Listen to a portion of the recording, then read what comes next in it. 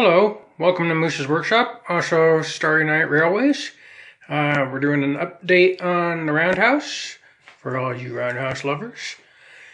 Right here, this will kind of show you the scale of how big this Roundhouse is compared to the scale of the trains. It's pretty big. It can hold a big boy, if I ever get one. The weather's looking good this weekend, even though it's the middle of winter. We're going to have it in the 50s. Crossing my fingers, hopefully get some painting done. At least the concrete slab I want to get painted so I can put it in here permanently and start wiring the pit lights. I've also started cutting out all the rest of the stuff, the windows and all that, getting them prepped ready for paint. Cut all these out very carefully. Get all this cut out and most of the stuff trimmed and sanded.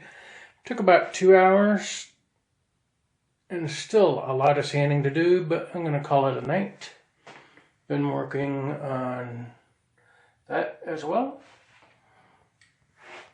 Put in a light with a magnifying, because even with my reading glasses I'm still pretty blind, so that helped a little bit, especially with little small pieces like that. And also, make sure you don't throw away these little pieces. You need those for the hold the doors on from the back.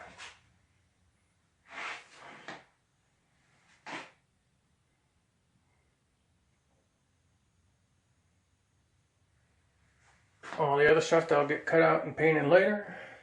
Roof pieces. Also, the control board. You're seeing some pictures on our blog. I got it backwards. This will go here, and then you'll have buttons here, 12 rows of 3, and the bottom will be the pit lights. The top one will be the ceiling lights, and then the middle will be track power, and that one will be lighted so you know when it's on. The other two ain't lighted because, well, you'll see the lights are on in the building.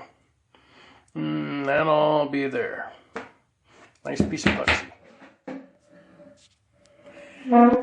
But that's it for the update. Not going to get too crazy here.